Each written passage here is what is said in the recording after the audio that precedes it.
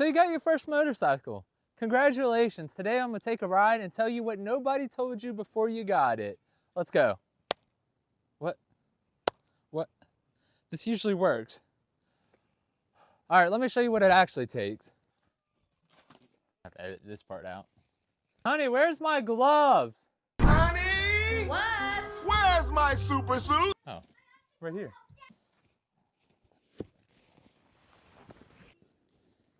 If you like the hat, you want to get one yourself, merch link down below.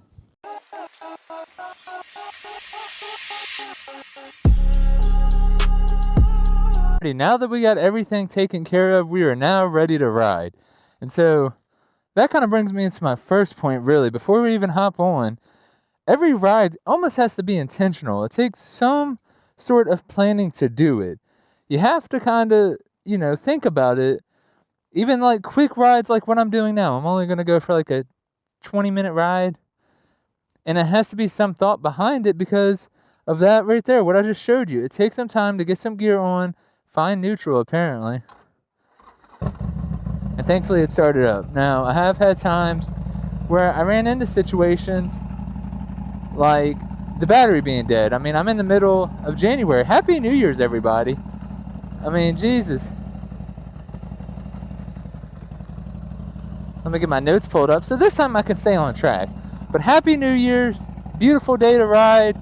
January 2nd, I believe it is. And so you'll be seeing this. Today's Friday. Probably Saturday, most likely Sunday.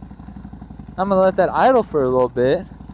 But yeah, sorry, the montage was a little bit of a lie. I took the gloves back off. That's right. You're a big fat phony. Every ride has to be intentional. You got to think about some of this stuff beforehand, before you get going.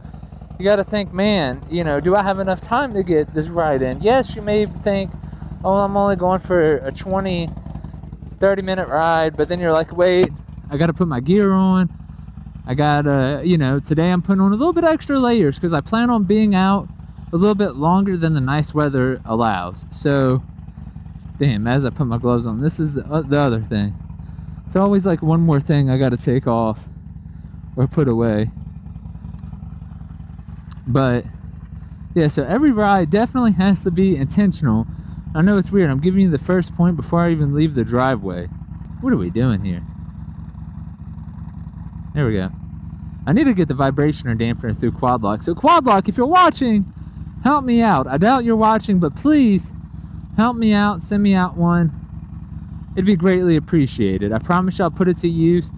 I'll shout you out in every video. That's what I do with Viking bags. I mean, these things are nice, and I'm still in disbelief here. All right, I think that's good. I can't see nothing right now. I got that bright sun, but I'm hoping today is better as far as the view goes. But yeah, let's get this ride. Sorry, my face itch, my nose itch. On the way. I love that. Love that sound. You can't beat it for me. And so I'm going to talk about my second point here a little bit, because my second point kind of plays into this dirt road.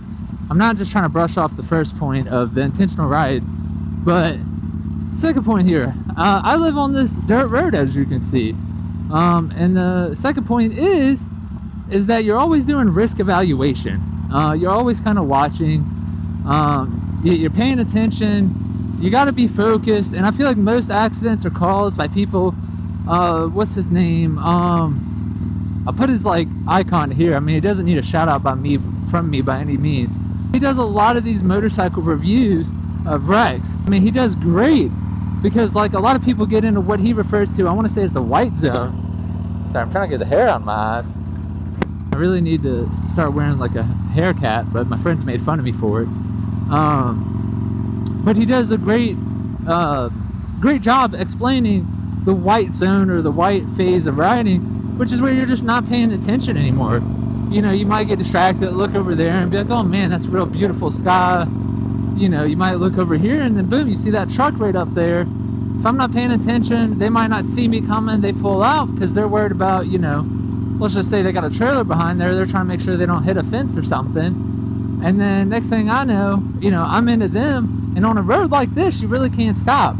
So motorcycles definitely take that little bit extra care that you gotta have with them. You gotta be paying attention, you gotta be looking, you know, especially out here where I live in the middle of nowhere, Virginia, as I always love to call it. You always gotta kind of look. You never know when a deer might run out. You hit a patch of gravel, which has happened to me before. And so it's all types of risks that come out. And if you live into like a suburban neighborhood, fuck was that?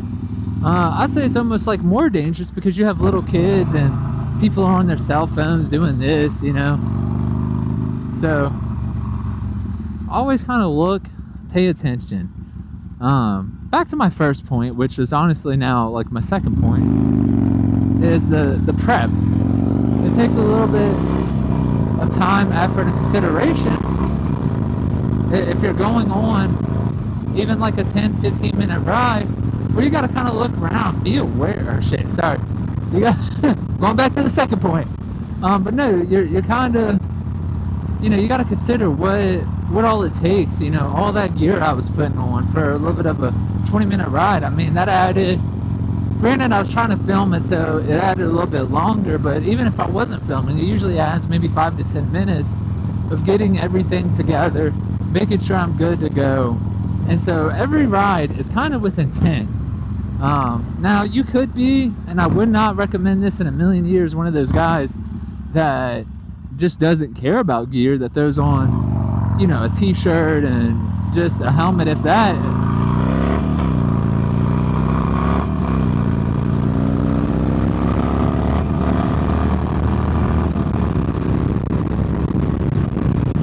Sorry to interrupt today's video, guys. I just wanted to ask you kindly to drop a like and a comment.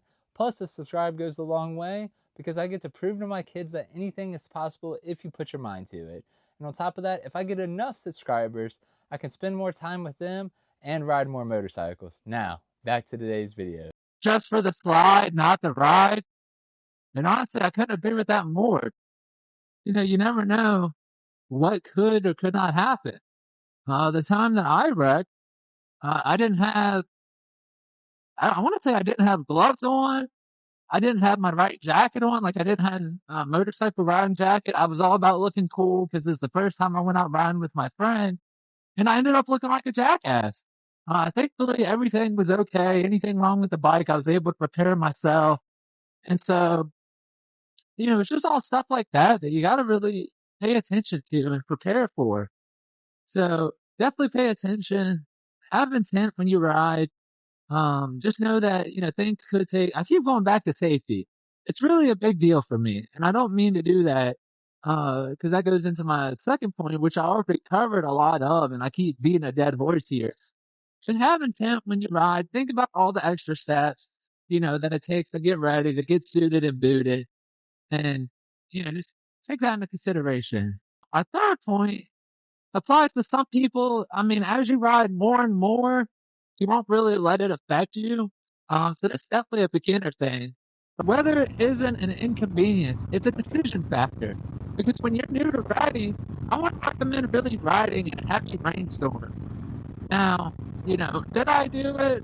Yeah, when I got caught in them. But for a good, like, year or two, I would skip them completely. Just because, you know, it's the kind of thing where you don't want to mess around with until you're comfortable, until you know how your bike really handles and you're ready for it, you feel confident enough. Now, my tip for riding in rain or even cold weather, well, rain first, but my tip for riding in the rain is just go slow, be easy on the throttle, don't be cracking the throttle, you know, don't be doing none of that. Just ease it through, ease on your braking, and you'll be okay. Everything will be all right. But, and then with like cold weather, like today it's cold, I wouldn't say skip it if you're new. Get used to it. Because the colder you ride in, you're going to learn your limits. And that's going to help a lot.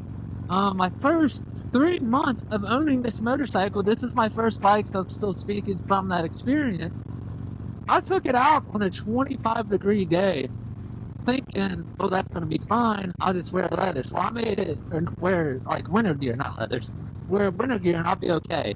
I made it 10 minutes down the road and my fingers were nearly frozen off. Like, I could not move them. Like, it was like, ugh, that. And so I turned back, got home, got in my Jeep, and then went to work. And thankfully, you know, I still made it on time. But because of my point number one, where I said allow for time, make it intentional, I gave myself so much extra time when I was leaving for work to be able to go back and switch if I knew it was going to be too cold, or if I just wanted, you know, to stop along the way. That's my whole thing, is just making sure you know what I mean? Like, you got to give yourself that time when you're riding. Guys, that is it for today's video. If you liked it, make sure to like it. Drop a comment. Let me know what I missed. I feel like there's some solid points I've really left out there that I might include in a part 2 if this thing gets like 1,000 likes per se. We're almost to 100 subscribers. It would mean the world to me if we get that and then just keep going and thriving. So I really appreciate it, guys. Share it with a friend. Let them know, even if it's to make fun of me. If you want to make fun of me, at least subscribe first. I wouldn't care. But I love you guys. I'll see you in the next one. Peace.